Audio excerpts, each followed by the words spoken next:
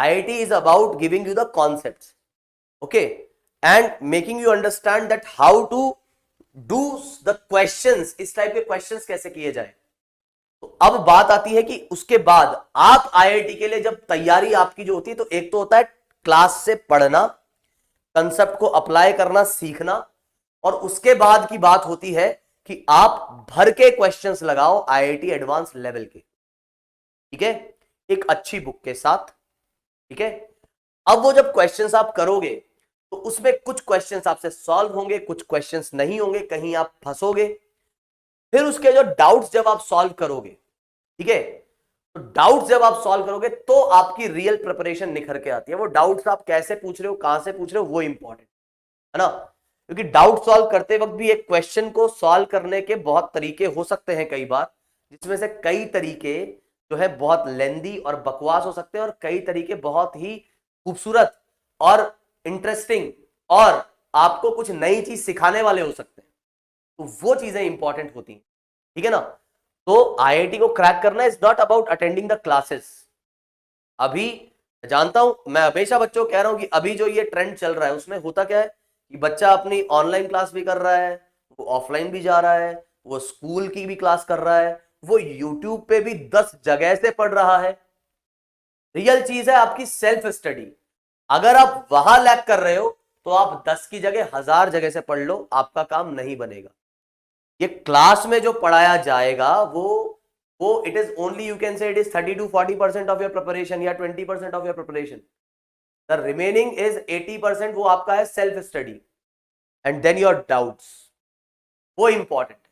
तो बाकी जो कहानी है आपकी सेल्फ स्टडी, जिसमें आप रेगुलर जो DPP सॉल्व करोगे, आप वीकली बेसिस पे या मंथली बेसिस पे जो भी आपकी फ्रीक्वेंसी होगी, उसमें जो टेस्ट पेपर्स दे रहे हो, आपका रिवीजन जो चलना चाहिए, तो ये सब कुछ मिला के कंप्लीट पैकेज होता है जो आपको IIT के दरवाजे के अंदर जाने का एक तरीके से आई कार्ड देता है, तभी आप एंटर कर पाओगे।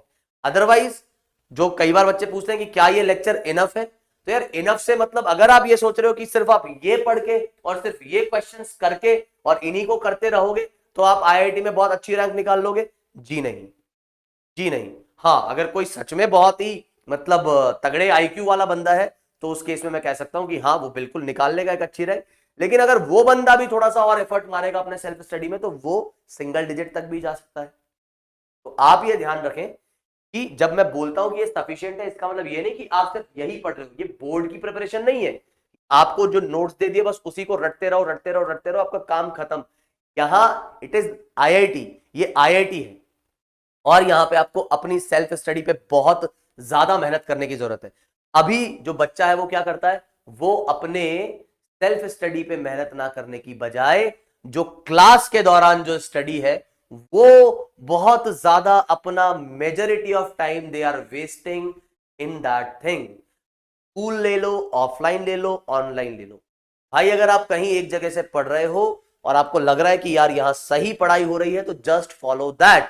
हाँ, कभी कभार अगर आपको डाउट्स उठते हैं तो उन डाउट्स को क्लैरिफाई करने के लिए यू कैन मतलब take some help from some other sources like YouTube या और कुछ भी, जैसा ये हो गया ये हो।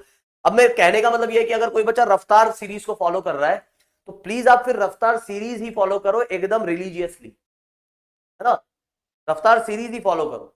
ऐसा नहीं कि फिर अब कुछ और हुआ तो आप वहां भी उचक गए, वहां भी चले गए, आपने देखा अच्छा यहां भी एक लाइव क्लास चल रही है उधर भी चले गए। समझो आप, इससे आपका टाइम बर्बाद हो।